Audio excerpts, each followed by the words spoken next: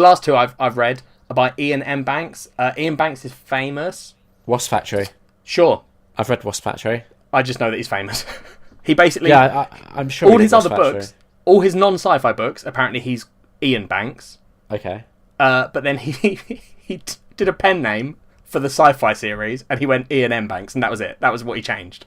I saw recently that Stephen King did a children's book under a pen name, and then people don't know what that is. King. Yeah, that's because people don't know what that is the thing. He didn't write a children's book. What Stephen King wrote is a book from the Dark Tower series. Right. Basically, there's a whole part of that book where one of the characters finds a book called Charlie the Choo Choo. Yeah. And it's this it's this kid's story, but it's weirdly dark, and the character's like keeps reading it and is like it keeps getting darker and darker, and it's this sort of horrifying story. Yeah. So what Stephen King did was write that book. The pen name he used is the author of that book. Yeah.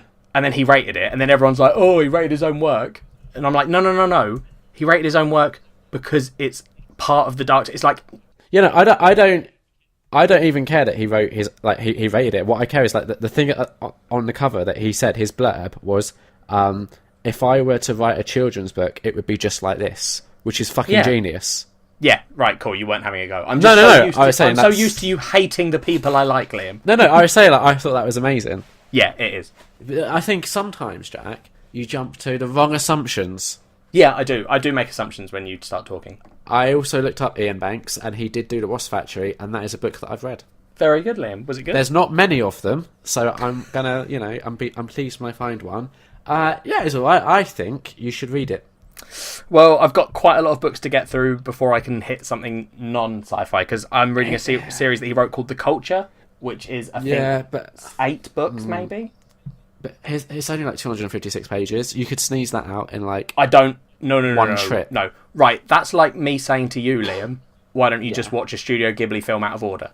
Yeah, why the fuck would I do that? Exactly. Why the fuck would I stop reading this series that I'm reading? Well, no, because... Right, no. So that would be like you saying to me, why don't you watch your Studio Ghibli films, but then in between watch a different film, which I would do. No, but but it's an Iain Banks book. Yeah, but it doesn't tie into that book. Like the series that you're reading. Yeah, but that's...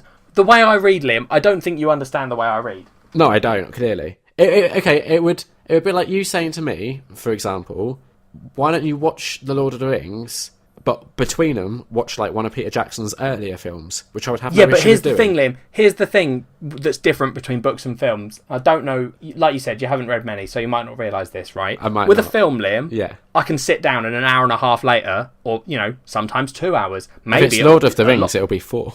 Yeah, if you're going extended editions, 4 hours, Liam. I mean, why would you not when do you're the reading a book, editions? Liam, takes a little bit longer. That's why I don't do it. Yeah, because you're missing out hugely. But so it's when you say just take a break and read this other book. Yeah, it would take so much longer than a film.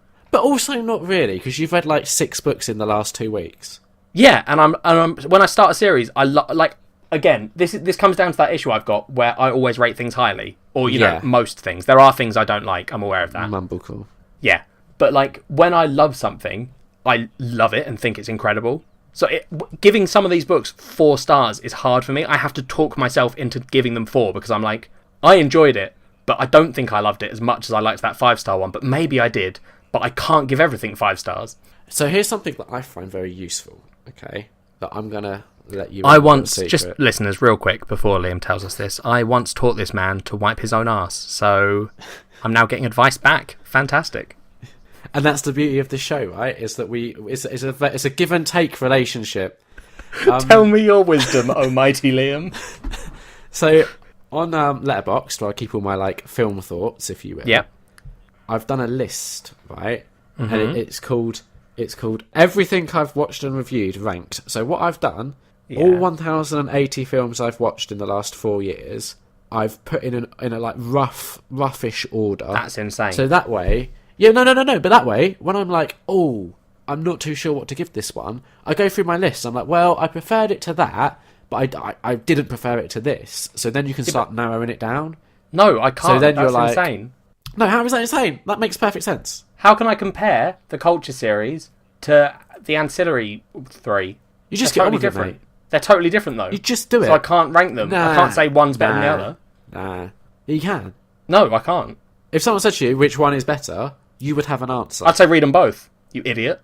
That wasn't me calling you an idiot. That was me calling the person asking me an idiot. Wait, yeah, okay. And that person, I'm dying. I've only got like 1 week left on this earth. What should I read? I need to read one of them. Help. Only a week? I've only got you're only time going for to read one? Yeah, I'm dying. Sorry, yeah, no, help. You've got a week and you're only going to read one book. What's wrong with you? Read faster. I've got other things to do on my bucket list. I want to go to Ibiza. Drop Ibiza. Fuck Ibiza. Read 2 books. No, I want to read one of these on the plane to Ibiza. Which one do I read? I can only read one. Help. Oh, don't read them on the way to Ibiza. I feel like it's going to put you in the wrong mindset. Just I drop mean, you Ibiza. don't know the reasons for my going to Ibiza. Why are they going to Ibiza? Because they want to, Jack. Okay, well, drop Ibiza, read Ancillary 1, 2, and 3, and then start the Culture. So because the Culture are more standalone. Apparently, you can read them. People said you can read them in any order. I refuse to do that because that's insanity. The fact that you said to read Ancillary first makes me think that that's the one that I should read and not the other one. Yeah, sure. It's definitely not because the order I've got them in on my list is I read Ancillary first and then I read Culture. Exactly. So that's the advice you would give: read Ancillary first. That's the one you read stuff in the same order I've read it. There you go, listeners. Sorted. Good. We've learned something today. I gave them both of them, the 2 that I've read so far, 4 out of 5. Very good. I'm assuming. Yeah, I mean, well, sort of average for me at this point. Giving something a 4. That's means true. That Jack enjoyed it, which he does most books. If you grade on a curve, wouldn't that just bring everything down? Is that how Yeah, that no, but works? I did love them. It's not like me giving something a 4 doesn't mean I sat there going, ugh, Okay. that was alright. I'm really looking forward to when one of these books that's been recommended you read and you just hate. I did the Griffin something. It was a self-published book. I didn't hate it, but it just didn't hold up. I was in the middle of this fantasy binge, and it came up on a list, and I read it. Oh, it was Gunpowder Fantasy when I was reading that. Yeah. And I just got to this book, and I honestly just couldn't get behind it. None of the characters I particularly fell in love with. And I read it all because, you started the book. Why would you stop? Yeah. But instead of, I think there was more to that series. Oh, the Cerberus trilogy, I think it was called. But I got to the end of that book and I went, I don't want to read the other 2 books. What would you have given that one out of 5? 2, I think, maybe. That's still not terrible, really. Yeah, no, because I read it all. Yeah, but so would you ever stop reading a book once you've started it? No. Okay. Unless it was like say I accidentally started reading a textbook because I thought it was a fantasy novel. Yeah. I'd probably stop that. That I think is acceptable.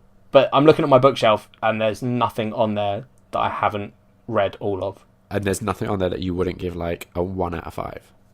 Just having a quick look. It took me a while to get into a book called The Dragonbone Chair, but when I finally got around to properly reading it, I fell in love with it. The Wheel of Time, that's a good series. People should read that. Very long. Douglas Adams, he's great. Stonehenge Legacy, I remember enjoying that. I've read Hitchhiker's Guide to the Galaxy. They're really good. I've read the 4 books in that trilogy.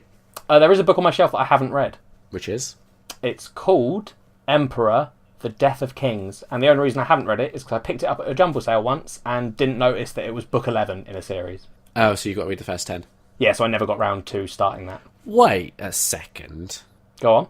So that's acceptable. I can't read book 11, but me wanting to watch the Studio Ghibli films in order is unheard of. No, I gave that as an example of why I don't read them out of order. But you, in the past, have said to me, why don't I just watch them? Yeah, it's like, say I started reading... Say I didn't watch the Game of Thrones TV series, right? Yeah. And say you had read Game of Thrones and I hadn't, and you really wanted to talk about book 5. You were like, oh my god, book 5 is where it gets incredible. And I had to slowly make my way through all the other books. You'd be annoyed that it was taking me so long to get to book 5. I'm not annoyed that you have to do things in order. It was more annoying me because I wanted to talk to you about the good Studio Ghibli films and you weren't getting to them. And then you showed me the films you were watching and we had to watch Professor Lupin or whatever it was. And I was like, Jesus, Liam, you're having to watch this. It was a live-action film. It was horrible. It put me off. I haven't watched most of the Studio Ghibli films. That's what annoyed me, was you got to that and you went, well, I'm not doing Studio Ghibli anymore. And I was like, you've watched this one-off thing they did that they probably all regret. Yeah, no, it wasn't even Studio Ghibli. It was just that... So the first Studio Ghibli film was Professor Lupin III, which was an already established character. That's right, so you had to watch all the other Professor character, Lupin shit. Not related to them. Yeah. Yeah, that's what it's I insane. do need to go back and watch Studio Ghibli. That's like not reading The Lord of the Rings because you haven't read The Silmarillion. Yeah. That was a... housekeeping. Any book nerds out there will appreciate that joke.